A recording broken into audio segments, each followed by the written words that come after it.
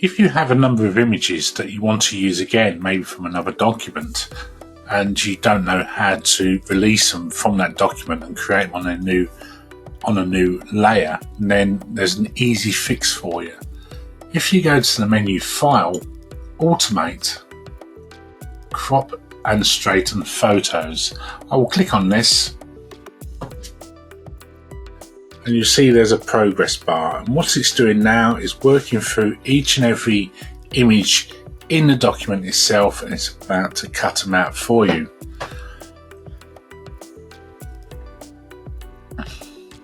Once it does, it puts every single image in a new document. So we can see up in the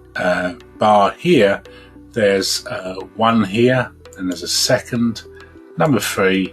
and number 4, and then we can move on and do what we wish with these individual images.